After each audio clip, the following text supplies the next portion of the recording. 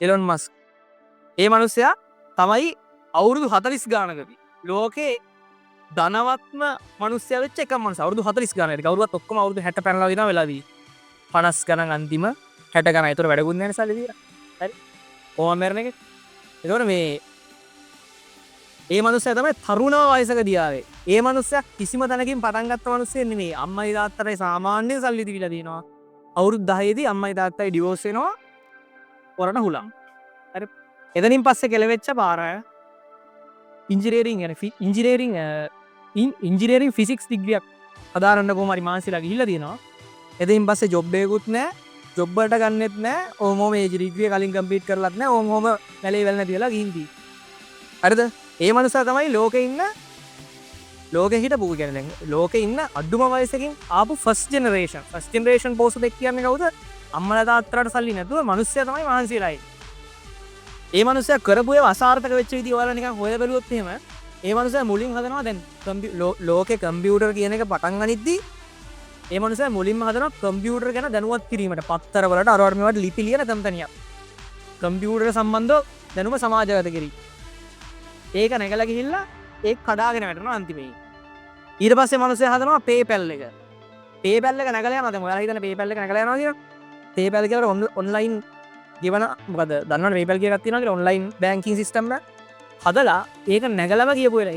ඒක මුලින්ම එයා ඉන්නකොට ඒක ලෝකෙ ඉන්න අසාර්ථක කම්පැනි 20 ලිස්ට්. ඊට පස්සේ මිනිහගේ පොඩි කාලේ ඉඳන් ටාගට් එක දීලා තියෙන අඟහරු වල ජනාවාස පිටවල. දැන් අපේ ටාගට් තියෙන මොනවද බයික් එකක් ගන්න. හරි හොඳ බයික් එකක් අරගෙන ගෑල්ලා මේ පිටිපස්සේ තියාගෙන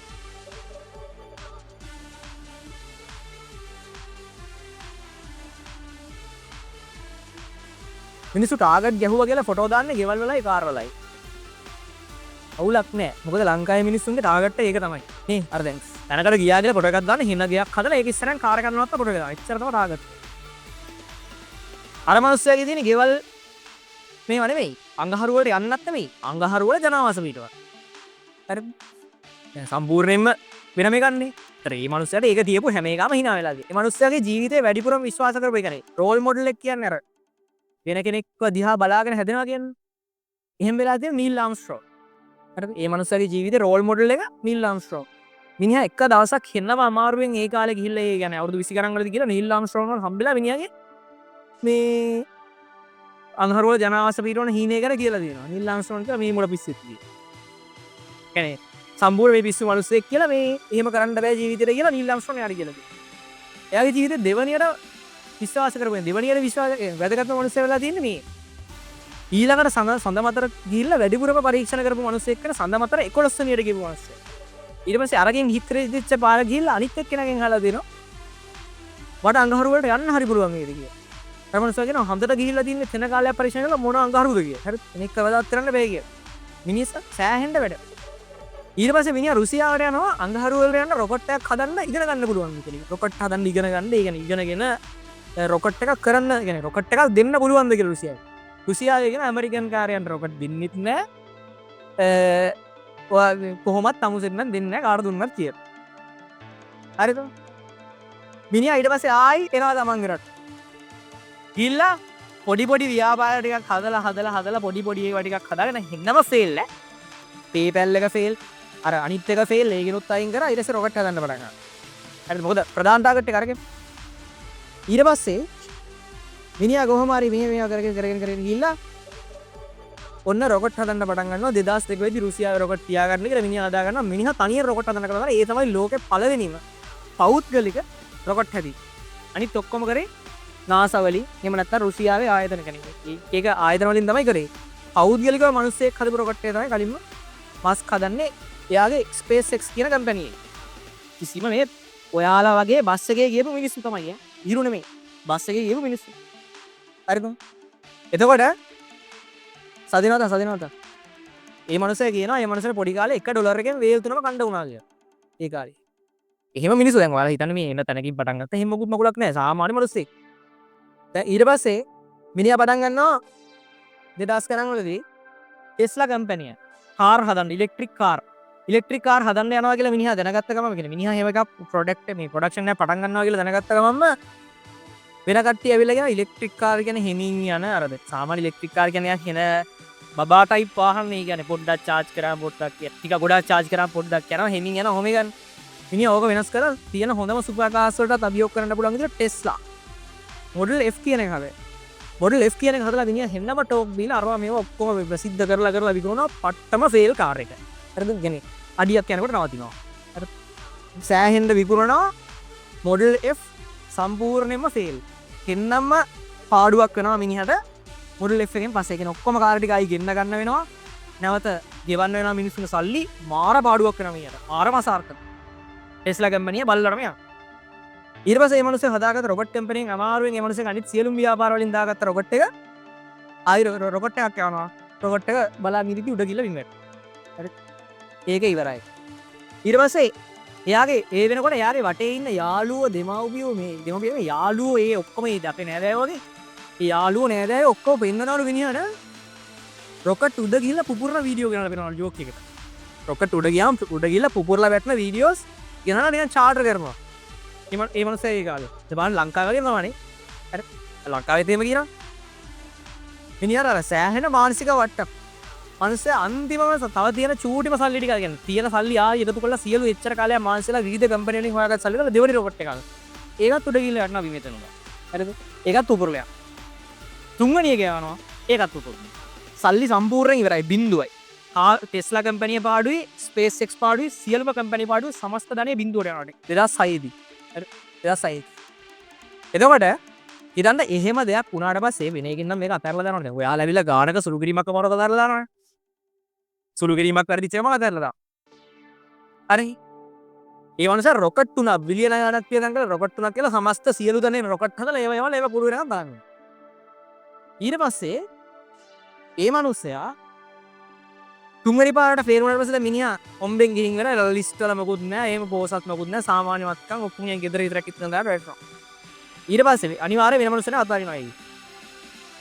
ඒ මනුස්සයාට වටේ ඉන්න මිනිස්සු කොහොමද සැලකුවා ටීවී ඉන්ටර්විව් වලට ගෙනහලා ඉන්ටර්විව් එකේදී චාටර් එකක්.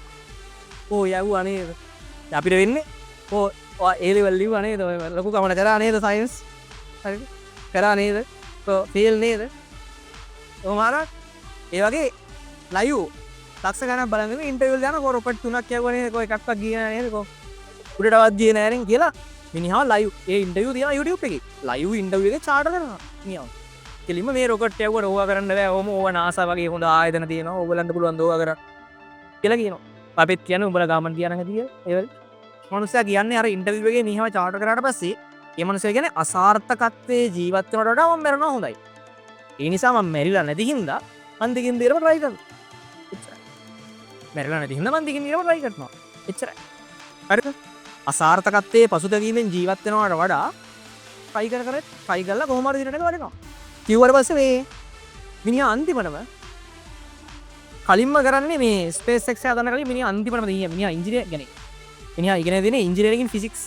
මිනිහාගේ දරුවෝ පාවිච්චි කරලා ප්‍රධාන වශයෙන් ටෙස්ලා එක නැවත ගොඩනගනවා. ගොඩනගලා ටෙස්ලා මොඩල් S කියලා කාර් එකක් හදනවා. පොඩියටම හදලා එක දෙකක් විකුණ ගන්නවා අමාරුයි. දැන් වල්ලටම ගිහිල්ලා නැතිනේ මේක. කලින් තිබිච්ච ප්‍රශ්නෙත් එක්ක කවුරුවත් දන්නේ නැහැ ටෙස්ලා. මොඩල් S එක හදනවා 2007-8 වෙදි. මොඩල් S කියන කාර් එක හොඳටම වැඩ කරනවා. දැන් අදට ප්‍රධාන ප්‍රසිද්ධම ටෙස්ලා තමයි මොඩල් S කියන එක. මොඩල් S එක හොඳට වැඩ කරනවා. ඒකෙන් මිනිහාගේ කාර් කම්පැනි ආයි නැකලා දානවා. ඒ සල්ලි දාලා ආයි හදන රොකට් එකක්. හරි ඒ සල්ලි දාලා දැන් බාන්න වෙන්නේ. ඒකෙන් නේද රොකට් 3ක් හදලා තුනටම කෙලවෙලා දීදී දැන් ගෙදරිනුත් බයිනොත් තෝ ආයි රොකට් එකක් කියවොත් මොකයි වෙන්නේ කියලා. හරි. මිනිහා තුනටම අප්සෙට් ගිහලා තියෙද්දි මිනිහා ආයිසරයක් ටෙස්ලා කම්පැනි හදා ගන්නවා. ටෙස්ලා එක හැදිලා එන සල්ලි වලින් ටෙස්ලා මොඩල් S එක සාර්ථක වෙනවා. F එක අසාර්ථකයි. F එක මාරම අසාර්ථකයි. තිනුත් පාඩු වෙලා උඩු වෙලාම යන කේස් එකේ F එක පටන් ගත්තේ. ඊට පස්සේ මේ මොඩල් S එක හදනවා. ඒක විකුණලා එන සල්ලි වලින් මිනිහා SpaceX කම්පැනි ඒ කියන්නේ රොකට් හදන කම්පැනිය තවනක් ගලලා ඉරගෙන අන්තිමටම දැන් 2006 දී මිනිහා හොම්බෙන් ගිහින් තියන්නේ. අතේ අටේ ඔන්න ඔය ටික කියන එක ලැබිලා 2010 11 ආයි පරීක්ෂණ කරලා මිනිහම වැඩිහත් වෙලා මිනිහා ඒකේ SpaceX කම්පැනියේ චීෆ් ඉංජිනියර් කම මිනිහම ගත්තා. වෙන කට්ටිය දදා ඉන්නවා මිනිහම අරගෙන රෑ දවල් නැති වෙන්න වැඩ කරලා එක දිගට දවස් 7ක් නිදි මරාගෙන ඔහොම වැඩ කරලා මිනිහා 2015 වෙනකොට සාර්ථකව යනවා රොකට් එකක් පළවෙනි දවසේ. හතරවෙනි රොකට් එක බිලියන ගාණක් විනාශ වෙලා තියෙන සාර්ථකව හදුනා. ඒකෙන් පස්සේ ලෝකෙ වටේ මිනිස්සු යාට ඉන්වෙස්ට් කරනවා මේ වැඩේට. ඒකෙන් පස්සේ එයා ඉන්වෙස්ට් කරනවා ලෝකෙ වටේ මිනිස්සු මේ එයාගේ වැඩේට දැස් පාලේ තමයි එයා සාර්ථක වෙන කලින්ම රොකට් එකක් කැරලා. ඊට පස්සේ ඒ සල්ලි වලින් එන සල්ලි වලින් එයා වටේ පිටේ හතර වටේ මේව ගන්නවා. දැන් නම් නිකන් දැක්කත් පිට එක වගේ එකක් ගන්නවා. හරි. දැන් පිට එකත් අන්තිමට අරන් තියෙනවා එයා. ඔන්න ඔහොමයි මේ මනුස්සයා කතාව තියෙන්නේ. මේ මනුස්සයා කතාවට මේ මනුස්සයා තමයි මම දැකලා තියෙන දැනට ව්‍යාපාරවල වැඩිපුරම කෙලවෙච්ච මනුස්සයා. ඒත් අවුරුදු 40 වෙනකොට 40 ගානක් වෙනකොට ලෝකේ පළවෙනි වෙලා ඉවරයි. හරි. එතකොට වැඩිපුරම කෙලවෙච්ච මනුස්සයා බින්දුවෙන් පටන් අරන් ඒ මනුස්සයාගේ අර අවසාන වශයෙන් ඒ මනුස්සයා කතාවෙන් ගන්න දේවල් ඒ මනුස්සයා කියනවා ඒ මනුස්සයාගේ කතාව ඔක්කොම දීර්ඝව විශ්ලේෂණය කරන්න නැතුව ගන්න දේවල් මෙන්න මෙච්චරක් තියෙනවා. ඒ මනුස්සයා කියන්නේ කවදාවත් අතාරින්න එපා. පළවෙනි දේවල් 10ක් විතර තියෙනවා මම නිකන් සාමාන්‍යයෙන් කවදාවත් අතාරින්න එපා. ඒක ඒ මනුස්සයා ජීවිතේ ඕන තරම් දකින්න පුළුවන්. දෙවෙනි එක පොඩි මිනිස්සුන්ව ගාව ගන්න එපා. පොඩි මිනිස්සුන්ව ගාව ගන්න එපා කියන්නේ පොඩි හීන තියෙන මිනිස්සු. දැන් ඕන තරම් ඕගලන්ට කියනවනේ ඕක අතෑරලා ආට් කරගත්තා නම් හරි. කාමන් ගියා නම් හරි මොකක් හරි කෝස් එකක් කරගත්තා නම් අර අපේ පුතා වගේ රජයේ පියන් රස්සාවක් හරි ගන්න දීප. මොම කියන ඉන්නවනේ. රජයේ රස්සාව කරගෙන දැන් මටත් කියලා දෙනවා. හරිද මටත් කියලා දෙනවා ඕක අතෑරලා රජයේ රස්සාවක් කරගත්තා නම්. පටන් ගන්නකොට මටත් කියලා දෙනවා සෑහෙන. එතකොට මේ ඒ වගේ පොඩි හීන තියෙන පොඩි පරාසයක දකින්න මිනිස්සුන්ව ලං කරගන්න එපා කියලා කියනවා.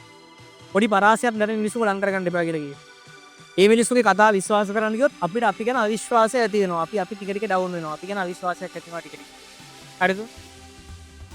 ඊට පස්සේ මේ මනුස්සයා කියනවා මොකක් හරි වැඩක් පටන් ගත්තාම නිවාඩු ගන්න නැතුව නිවාඩු ගැන හිතන්න නැතුව එක දිගට වැඩ කරන්න කියලා. මේ මනුස්සයා කියලා වෙලා ඉන්න කාලේ ඒ මනුස්සයා එක කම්පියුටරයක් විතරක් තියාගෙන ඉගෙන. මේ මනුස්සයා PayPal එකෙන් පටන් ගන්න කාලේ PayPal එකේ කියන්නේ ඒක රන් වෙන්න උදේ ඉඳන් හවස වෙනකම් කම්පියුටරේ ඔන්න ගියේ තියනවලු.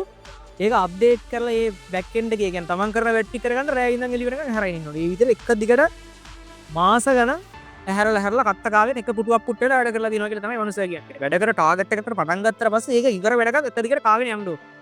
තමන්ගේ ටාගට් එක ගාගෙන. එක දිගට කාගෙන යන්න ඕන. වැඩේ අතාරින්න එපා කියනවා. එක දිගට කාගෙන යන්න කියලා කියනවා. පොඩි මිනිස්සු කියන කතන්දර විශ්වාස කරන්න එපා කියලා කියනවා. ඊට පස්සේ කියනවා අර ඒ වෙලාවේ ප්‍රශ්න ඒ කියන්නේ දැන් මොකක් හරි ප්‍රශ්න වලට හිර වෙන්න එපා කියලා. ඒ කියන්නේ දීර්ඝකාලීනව ප්‍රශ්න වලට හිර වෙන්න. ලංකාවේ මිනිස්සුන්ට වෙලා තියෙන ප්‍රධානම දේ ඒකයි. ලංකාවේ මිනිස්සුන්ට කැම ටික හොයාගන්න සාමාන්‍ය රස්සාවක් කරන්න මොකක් හරි දෙයකට එදිනෙදා ප්‍රශ්න වලට ලංකාවේ මිනිස්සු හිර වෙනවා. එතකොට ගන්න බඩිය එහෙම්ම මේ ප්‍රශ්න ටිකට වාහනේ මේ ෆී මොකද්ද ලීසින් එක ගෙවන්න කැම ටික ගන්න දේවල් ටික අර වැට්ටියට කියලා එදිනෙදා සල්ලි ටික එදිනෙදා ඉවර වෙනවා. ඊළඟ මාසේ අනිවාර්යෙන් වැඩ කරන්න ඕනේ ඒ එදිනෙදා සල්ලි ටික හොයන්න. ඒකට ටාගට් ගහන්න වෙන්නේ. ප්‍රශ්න වලට හිර වෙන්න එපා කියලා කියනවා ඊළඟ. කියන්නේ ප්‍රශ්න වලට දීර්ඝකාලීනව හිර වෙන්න එපා. ඒ වෙලාවේ එන ප්‍රශ්න තමන් ඒ කියන්නේ දැන් තමන්ට මේ ටාගට් එකට යනකොට එන ප්‍රශ්නයක් නම් ඒක ඒ වෙලාවේ විසඳගෙන එනිදෙවිදි ඉස්සරහට යන්න කියලා කියනවා. ඔය කියන්නේ සාමාන්‍යයෙන් පොඩිම මට්ටමක ඉඳලා අම්මයි තාත්තයිත් නැතුව අම්මයි තාත්තයි ඩිවෝස් වෙලා මිනිහට කරගන්න දෙයක් නැතුව ලෝකේ පළවෙනියා වෙනකන් ආපු මිනිස්සෙක්ගේ කතාව. ඒක ඔයාලත් හරියට තමන් ගැන විශ්වාස කරනවද? මේ මිනිස්සයාට දීපේ මේ මිනිස්සයා විශ්වාස කරේ. මේ මිනිස්සයා කතන්දරෙන් ගන්න දේවල් ගොඩක් තියෙනවා. හේතුව මේ මිනිස්සයා ෆස්ට් ජෙනරේෂන් ඒ කියන්නේ වෙන කාගෙන්වත් උදව්වකින් ආපු මිනිස්සෙක් නෙමෙයි. සහ අඩුම වයසකින් ලෝකේ පළවෙනියට ආපු මිනිස්සයා. හරිද? මිනිසුන්ගේ කතා වලින් ජීවිතේට ගන්න දේවල් තියෙනවා. ඒ නිසා ගන්න ඕනේ වරගෙන තමන්ගේ වැදගත්ම දේ මට කියන්න තියෙන වැදගත්ම දේ. ඔයාලා මොකක් හරි වැඩක් කරද්දී නම් පළවෙනිම ධනාත්මකව හිතන්න ඕනේ. මේක කෙරෙන්නේ බෑ. ගොඩක් තියෙනවා. තව පිටු 60ක් විතර පාඩම් කරන්න තියෙනවා. ඍණාත්මක භාවයකට ගියපු ගමන් ඉවරයි වැඩේ. කරන්න බෑ මේ කාලෙන් කරන්න පුළුවන් වීද මේ ටික බලා ගන්න පුළුවන් වීද මේ ටික කරගන්න පුළුවන්. ඔයාලගේ හිතට ඍණාත්මක සිතුවිල්ලක් ආපු ගමන් කතන්දරේ ඉවරයි. එච්චරයි. ඍණාත්මක සිතුවිල්ලක් ආවම වැඩේ කරන්න බෑ. එහෙනම් එහෙම ආපු ගමන් ඔයාලා අනිත් පැත්තට තීරණය කරන්න ඕනේ. එහෙම බැයි නම් අපිට බැරි නම් කරන්න බෑ කාටවත්. අපි කොහොම හරි මේක කරන්න ඕනේ. හරිද? එතකොට දැන් ඔයාලා හිතනවා ඒතර A level වලදී විතරයිද මෙහෙම වෙන්නේ වෙන වැඩක් කරන්න කියම නෑ. මොන වැඩේ කරන්න ගියත් ජීවිතේ චැලෙන්ජස් එනවා. බාධක එනවා. ඔය බාධක ටික පරද්ද ගන්න මේ මැනේජ්මන්ට් එක හරියට හදාගන්න. මේ ජීවිතේ ප්‍රශ්න වලට මුහුණ දීලා ඉස්සරහට යන විදිය. A level වලින් හම්බෙන වටිනම දේ ඒ තුන නෙමෙයි. මලදී අර A level වලින් හම්බෙන මට නම් හම්බෙච්ච වටිනම දේ ඒ තුන නෙමෙයි. ඒ ප්‍රෙෂර් එක ඒ කාලය ඇතුලේ වැඩ කරන විදිය එන ප්‍රශ්න ඍණාත්මක ගැටලු වලට උත්තර දෙන විදිහ අපිවම එරෙහි වෙද්දි අපි කොට දාගන්න විදිහ ඔය ඔක්කොම ටික ඒ ලෙවල් වලට ඉගෙන ගන්නවා. ඒ ටිකේ ප්‍රතිඵලයක් විදිහට ඒ තුනකුත් එයි. අර ටිකත් නොදැනුවත්වම හම්බ වෙනවා ඒ චැලෙන්ජස් ටික ගන්න ස්කිල් එක. එතනින් පස්සේ යකෙක්ට නවත්තන්න බෑ. හරිද? ඒක හදන්න කලින්ම. ඒක තමයි වැදගත්ම දේ.